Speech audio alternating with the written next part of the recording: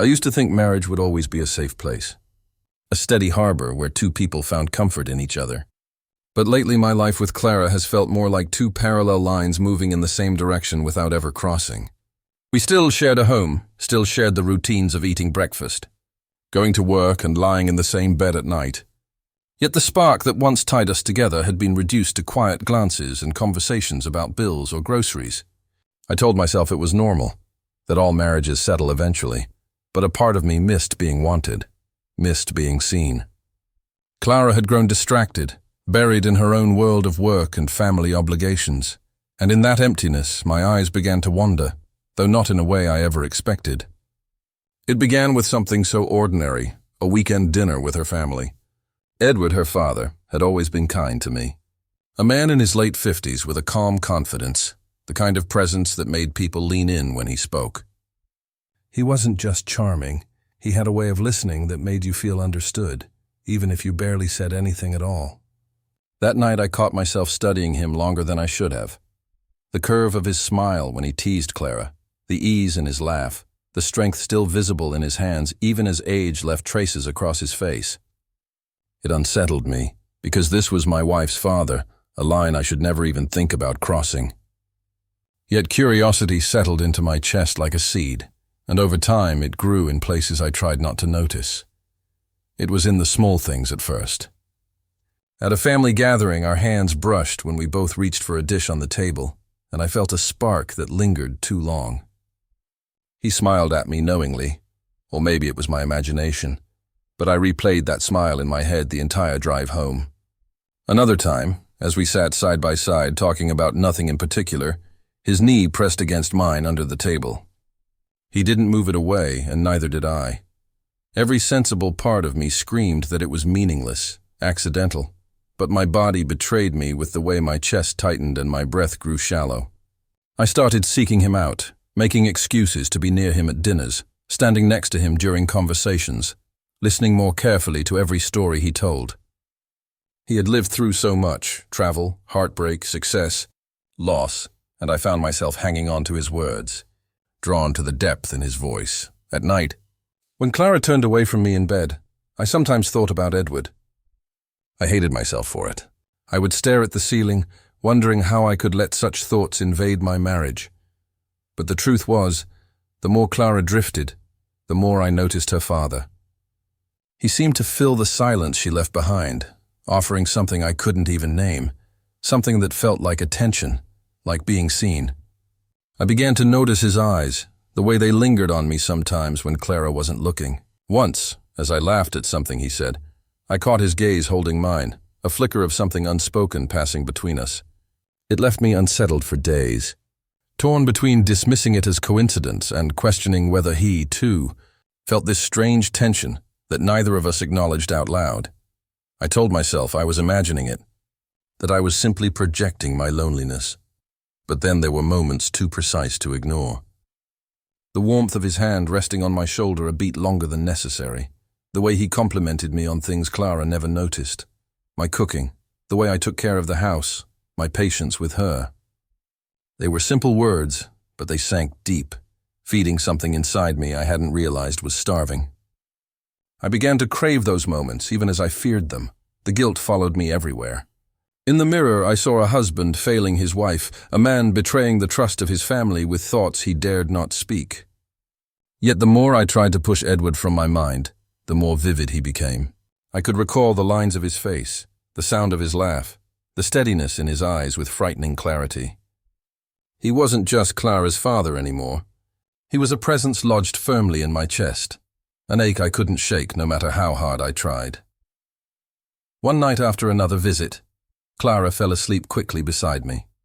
I lay awake, my mind replaying a single moment from earlier that evening when Edward's hand brushed against mine as he passed me a glass. It had lasted less than a second, yet here I was, hours later, wide-eyed in the dark, my heart racing as though it had been something far more dangerous. I knew then, with a sinking certainty, that I had crossed a line in my mind. He was no longer just my wife's father. He had become something I thought about when I was alone, something I both feared and couldn't let go of, and deep inside, I wondered if he knew the hold he already had on me. The night that changed everything didn't arrive with fanfare. It came quietly, almost casually, disguised as another evening at Clara's family home.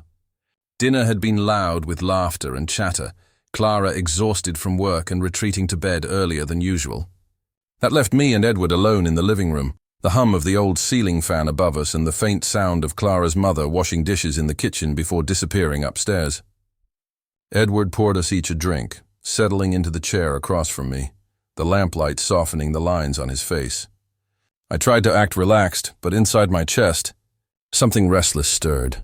Our conversation began with safe topics: work, the weather, plans for the weekend. But as the glasses emptied, the words drifted into deeper waters. Edward asked me how I was really doing, and the question caught me off guard. People rarely ask that with genuine interest. I hesitated, then admitted that sometimes I felt unseen in my own marriage. I regretted saying it instantly, but his eyes softened, and he nodded as if he understood more than he let on. He told me about loneliness, about the quiet ache that sometimes followed him even in a house full of family. There was something raw in his voice, something that echoed my own hidden truths. The room grew still, the kind of stillness that feels heavy, charged with an invisible current. His chair was no longer across from me.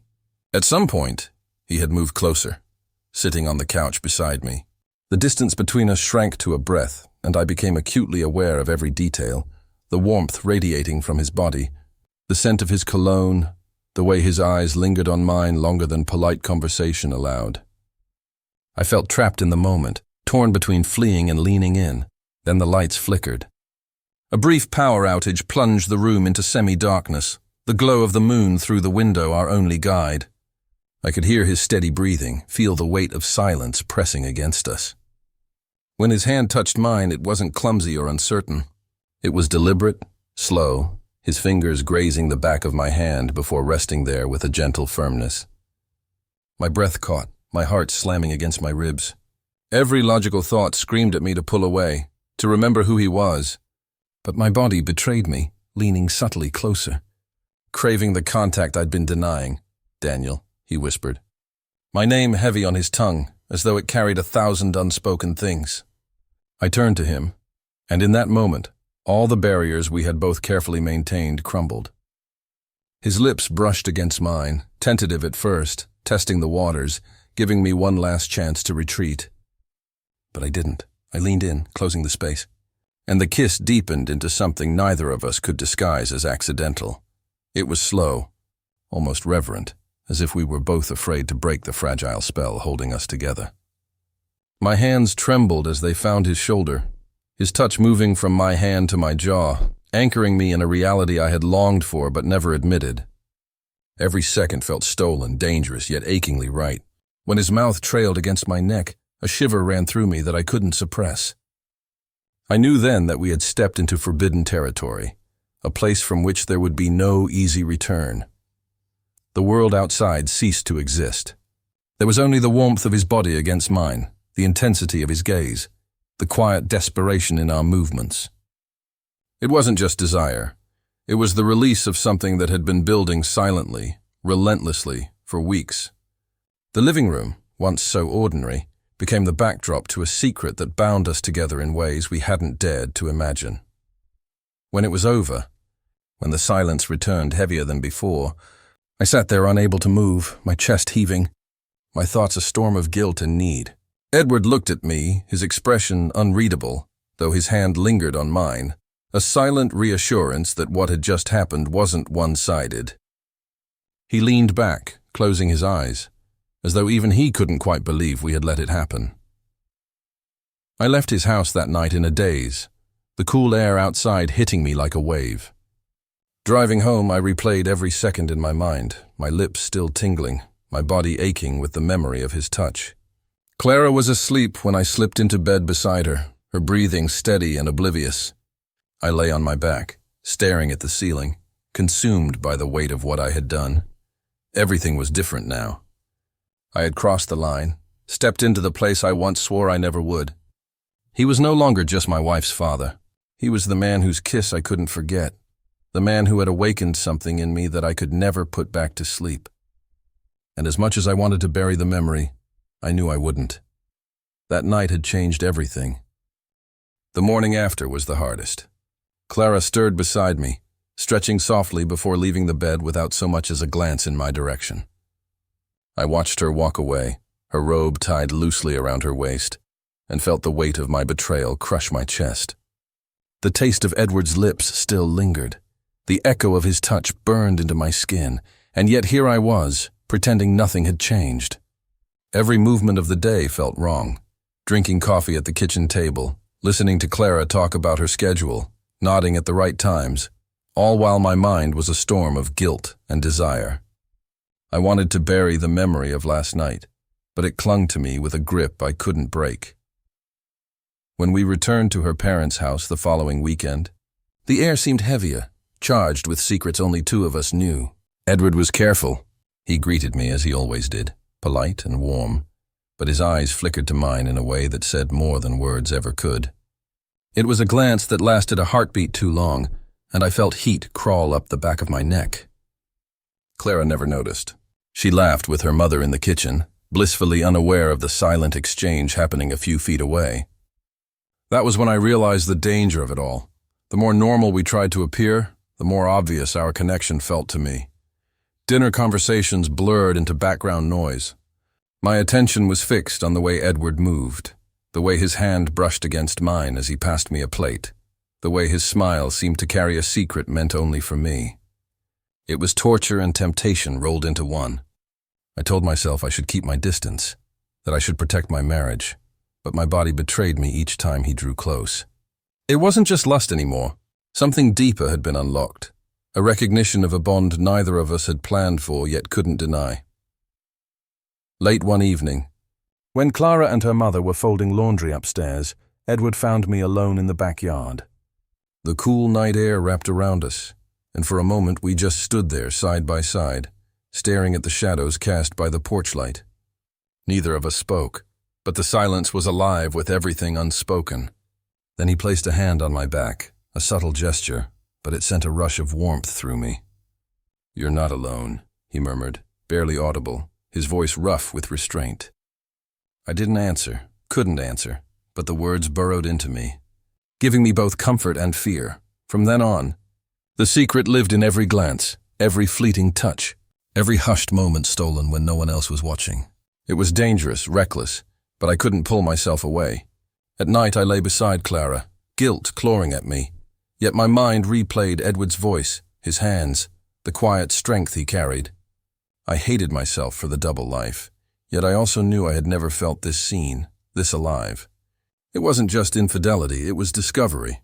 It was the part of me I had buried for years, finally clawing its way to the surface.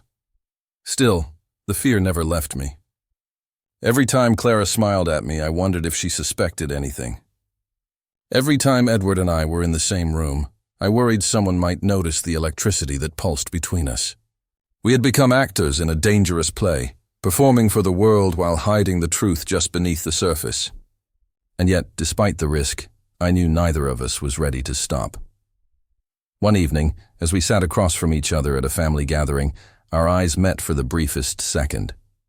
In that single glance, I understood that what had begun as a moment of weakness had become something permanent. It wasn't just desire anymore. It was a bond forged in secrecy, a bond that tied us together even when we were apart. I don't know what the future holds.